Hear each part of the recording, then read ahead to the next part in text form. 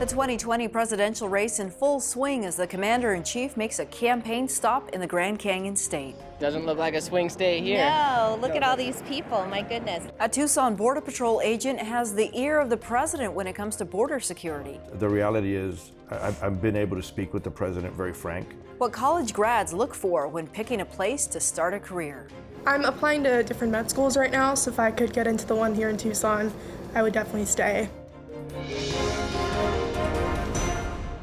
Hello and welcome to Arizona 360. I'm Lorraine Rivera. Thanks for joining us. Arizona's significance to this year's election came into sharper focus with a visit from President Trump this week and an announcement that the Democratic candidates will debate in Phoenix next month.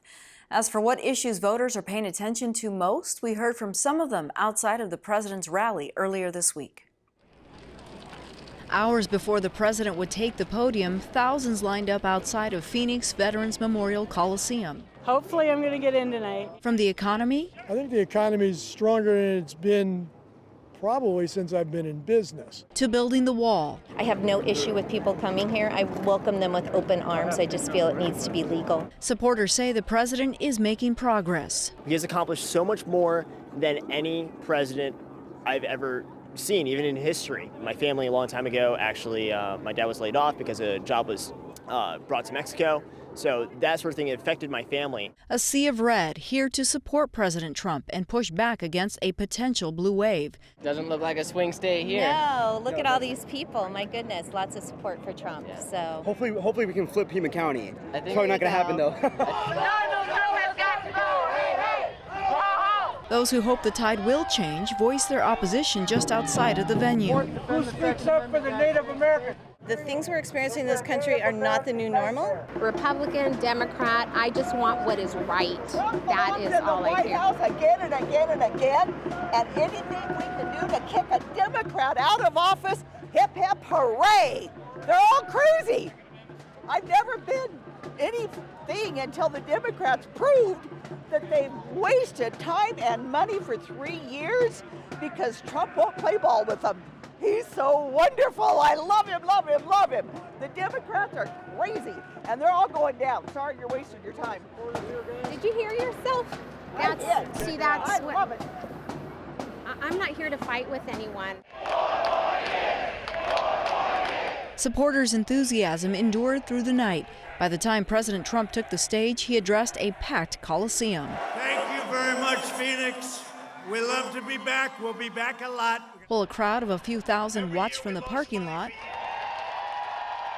his message about boosting the economy. America is no longer for sale. And winning re-election. Get ready, November 3rd, we're coming. Garnered some of the loudest cheers. In 2016, border security topped the president's platform, and throughout his presidency, that's continued. We're building the wall, as I said, faster than ever, and it will soon be almost 1 new mile a day. We're looking for that. In Arizona, construction is currently underway to fortify the Mexican border. President Trump meets regularly with agents, most recently last week in Washington, D.C. The PBS NewsHour captured the meeting and the special call-out from the president to Art Del Cueto. And Art Del Cueto. Art Del Cueto. We're getting better with that name, right? Del Cueto is the vice president of the National Border Patrol Union. He's a native of Douglas and serves as an agent in the Tucson sector. Days after the meeting, Del Cueto joined me in studio and told me about his relationship with the president. You know, it's not a huge union by any standards, obviously, but it's obviously the hot topic. So we have had meetings with the president. We've been able to sit down and talk to him in the Oval Office several times.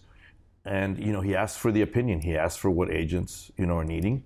And we're very open about it. You know, not just myself, but obviously Brandon Judd, who is the national president. He gets to speak with him a lot more often. And, you know, I think we're very thorough and we explain exactly what the needs are. Sometimes it's frustrating because I know agents come back and say, well, you know, we needed this, we needed that.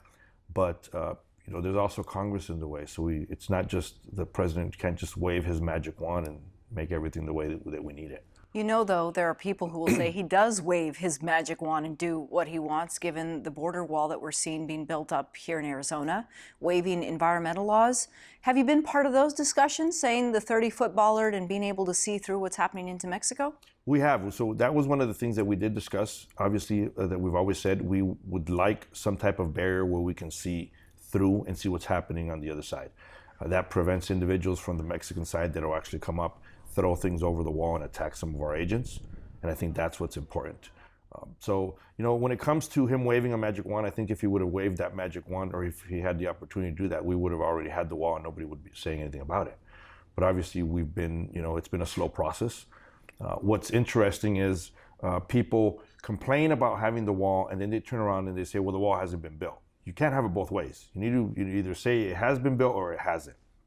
There's areas where the wall has been reconstructed, and those are areas that we already had a wall.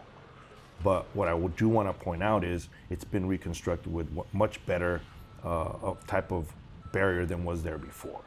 The easiest way that I've always had to describe it is if you have an empty lot with just a shack on it, and you destroy that shack, and now you build a house, 2-story, you add running water and everything else, then it essentially is a new home. And I think that's the way we see the area of the wall that's being rebuilt. It needed to be rebuilt. This wall is very controversial. You have people who say, well, once it's done being fortified, you can walk around it. They'll still be able to penetrate it. How do you sell the skeptics on it? I think the biggest issue that I've seen, and I've talked to individuals on both sides of the aisle, and that's, I think, what's important. I believe that border security is something that we all, if we sit down and we talk about it and we see the logistics and the reality of it, we're going to agree on it. And I tell individuals, whether you're on the right side of the aisle or the left side of the aisle, at the end of the day, when you go home, you still lock your doors. And you lock them because you want security for your home. When you go to a store, when you go to a shopping center, you lock your car door. And you do that because you want security for the things that you own and the things that you have in your vehicle. Our nation's borders should not be any different. We need that wall for that purpose. Now, if you lock your door at night, that's not going to prevent individuals from still breaking in, but you still do it. If you lock your car doors, that's not going to prevent your vehicle from being stolen, but you still do it. Because it's an extra barrier between you and individuals that try to do some type of harm. Now, when it comes to the barrier on our nation's border, what it does is it is that extra barrier. Now, can people still climb over it, dig under it, build a tunnel, walk around it? Of course they can. However, then the agencies that are in charge of protecting our borders are able to send agents in those areas that are more susceptible for entries, and at the same time that barrier slows down the individuals trying to enter our country so agents can respond to those areas. Sometimes the president uses the agencies under Department of Homeland Security interchangeably. Does he ever get things wrong? What's he missing from this conversation? No, I think it's difficult. That's actually a fantastic question because I think it is difficult. I get more frustrated with individuals in the media, especially out here. So we're in southern Arizona. So this isn't new. The immigration issue isn't new to a lot of us. The different agencies that are involved in the immigration issues should not be new to a lot of us. But what is upsetting is I think the media is who gets it wrong a lot of times. There's stories that are covering individuals that work at the port of entry, or there's stories that cover individuals that work for ICE, but the media always seems to throw Border Patrol pictures there as their poster child for anything immigration related. And that then challenges the narrative the public is consuming. Correct. You've shared the stage with the president since 2016. We've seen videos, press conferences. How would you describe your relationship with him? I think I don't know, man. Sometimes I go back and forth and I think it's surreal that I'm even there at times. But the reality is I've been able to speak with the president very frank. He's very open to some of the things that we have had to say. And it's hard to say, right? Because he is the president of the United States. I don't want to come out here and say, oh, Art Del Cueto said he's real good friends with the president. No, obviously we talk about different issues. We concentrate on border issues. We concentrate on the needs of the agents. But at the same time, we've been able to share conversations about personal things once in a while. Okay. Art, thank you. Thank you for having me.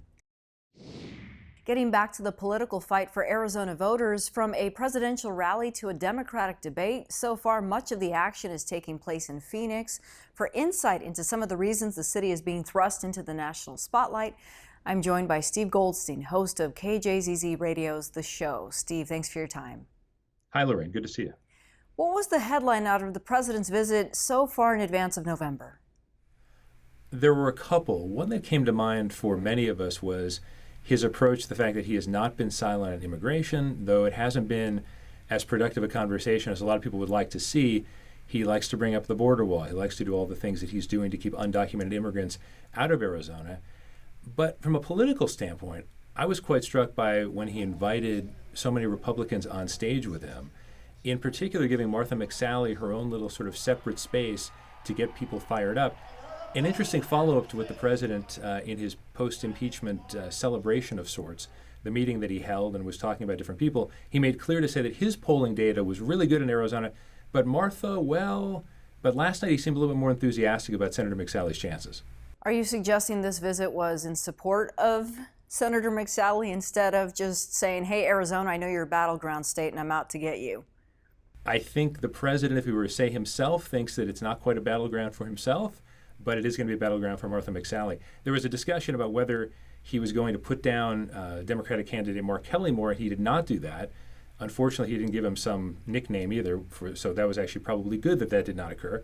But it definitely seemed more of, Martha McSally, you've been with me, you've supported me during impeachment, you're definitely with me on this, so I'm going to show my support for you. He also, though, added, he will be coming to the Grand Canyon State a lot more, indicating at least his advisors think it's a battleground state. What do you suppose voters made of all the mixed messaging? I think voters are somewhat used to that with this president, in that he is not necessarily consistent in his themes or message. He's consistent in his style. And I think this is almost like, Arizona, this is great, the economy's doing great. Look at your governor, who some critics would say has sort of gone back and forth on his support of President Trump. This definitely feels like a full embrace of President Trump. And I think that mixed message is something that those who support the president seem to say, well, okay, I don't mind this because he says what is on his mind at a particular moment. For independent voters, for moderates, I think they might see this as a lack of stability. Maybe they're looking for the more traditional institution aspect of it, which this president clearly hasn't been a real big part of. Some of the chatter that came out is that the wage growth in Arizona is up about 4%. Unemployment is the lowest since 2008. Is that an accurate picture of what's happening in Arizona?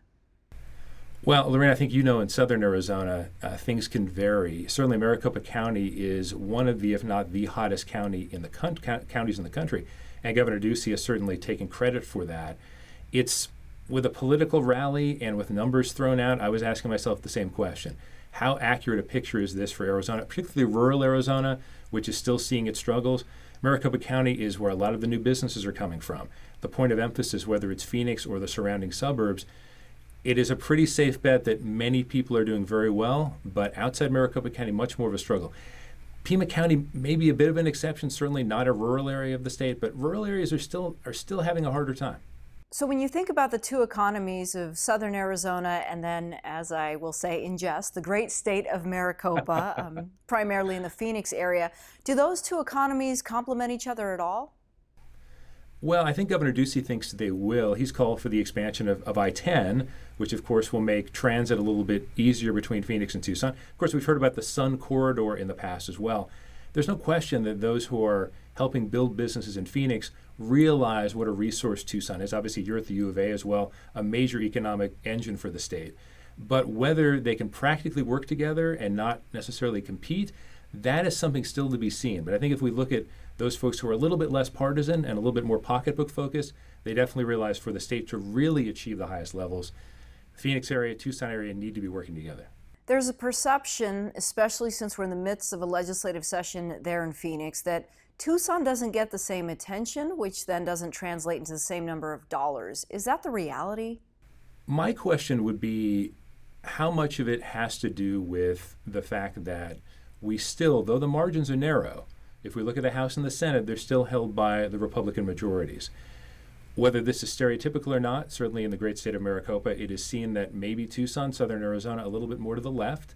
And I think it's more affected by just raw politics, the fact that many lawmakers from southern Arizona are Democrats. And at this point, at least, we're still seeing those majorities in the Republican favor. I will be naive, perhaps, in my observation with that, but I think it has more to do with, are we getting the votes or not? And I think Republican leaders are thinking, we don't have to go to Tucson for those votes quite as much. While Phoenix's economy and population outpace Tucson, growth in the state's second largest city has remained steady over the last several years. We learn more about some of the trends and barriers the Tucson Metro Chamber is tracking from the group's president, Amber Smith. So culture, company culture, community culture are some of the biggest parts. In Tucson, because we have small and mid-sized businesses, which many would think is a hindrance because they're not a ton of corporate giants, what you can do is have a larger impact within a small company. And those small companies are really paying attention to what employees want, and they're able to create that workplace culture that a lot of this next generation find really important. A lot of the headlines gravitate toward, oh, you live in Tucson, that means you work at Raytheon or the University of Arizona, but that's not necessarily always true. No, that's definitely not always true, and nor are you automatically an engineer because you work at Raytheon. We have very diverse industries. Some of our largest are going to be your construction, healthcare, manufacturing, IT, and technology. And someone like myself with a political science degree has several opportunities as well. One of the things that we hear is that, okay, the sunshine is there, it's a bigger town, but education, transportation, our roads, those things all continue to factor into decision making. They do, and it's a problem. I mean, we really need to get serious about investing in our infrastructure and our schools. And we are certainly going a more positive direction over the last year, essentially in that investment, but we have so much further to go with our K through 12, investing in the community college, investing in the university, because they are huge economic drivers. And that K through 12, not only growing our talent for 10, 15 years from now here locally, but being able to recruit companies in to have a strong enough school system that those employers and their employees want to be a part of. What sorts of things are groups like Tucson Metro Chamber doing to talk to the folks upstate at the legislature to say we've got to pay better attention to this? You know, we rally our members to communicate the message. It's really connecting those dots again, that education and workforce development are economic development issues. And those two issues were completely separated over the last decade. And so it's our members and those business owners of not only just those large investors in the community, but those small and mid-sized businesses that are hiring talent or have their own families in this community. They have to communicate that. And it is our job to make sure that we are the conduit to be able to do that. What's at stake if the legislators don't hear that message and it doesn't funnel its way down to Tucson? Everything. Everything is at stake. Infrastructure and our education system are the foundation for economic development, period. And if we don't invest there, people won't invest in us. We have to invest in ourselves first. Who's your target range? I mean, who's the Metro Chamber trying to attract to this community? Really, it is that mid-career worker. That's where we're hearing we have shortage of opportunities, which really isn't the case. The case is we need more companies hiring for those positions to come here. And that's what we really want to target. We are actually doing really well at retaining talent. There is this misconception of the brain drain that the university, they're fleeing out as soon as they graduate. But our studies are just not showing that. We've done a couple of different surveys, or we've seen the results of them. The university now has a focus group of students, and you ask the question, where are you going after graduation?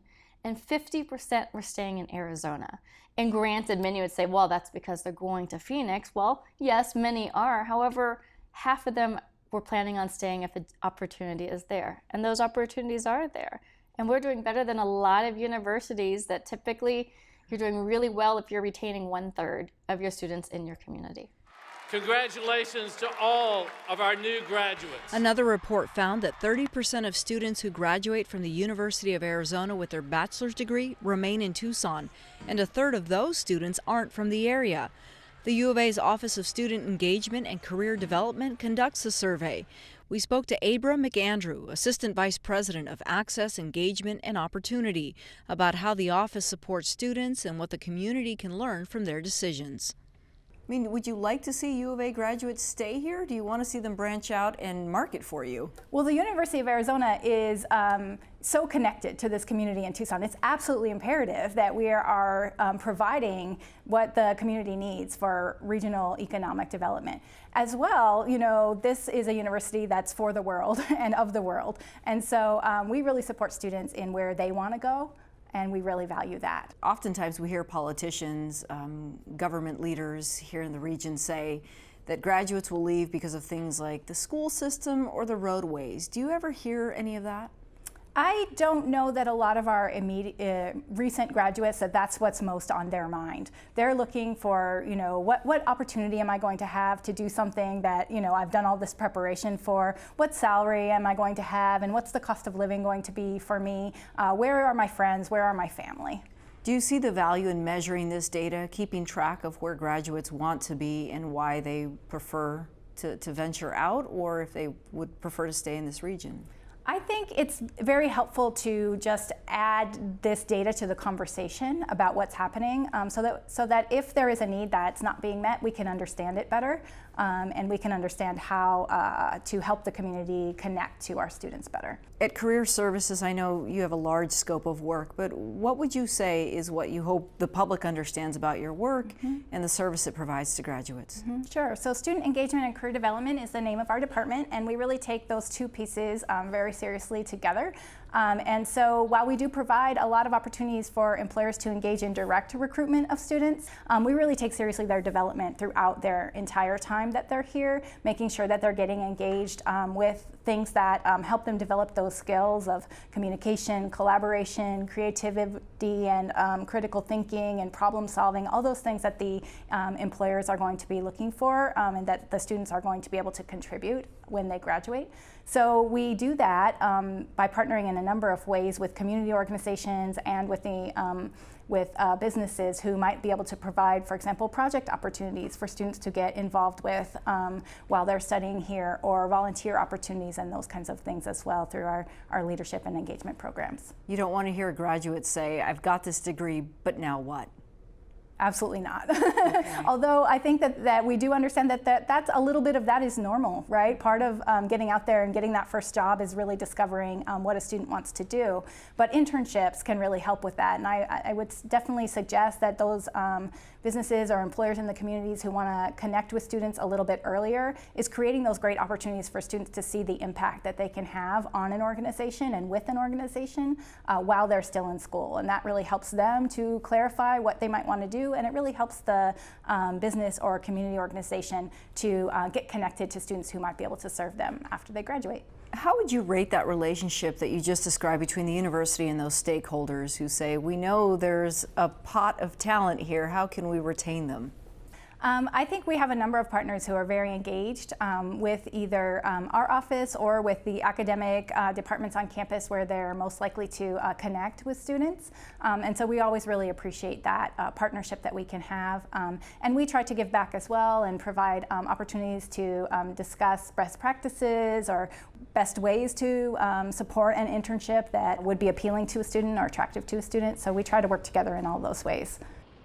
Among the services they offer, the Blue Chip Leadership Program promotes team building, community service, and professional development. I'm on campus on my way to a Blue Chip class. They've agreed to let me take over for a bit to talk with some graduating seniors about some of the decisions they're making and the factors that drive whether or not they'll stay or go after graduation. All right, hello, how is everyone?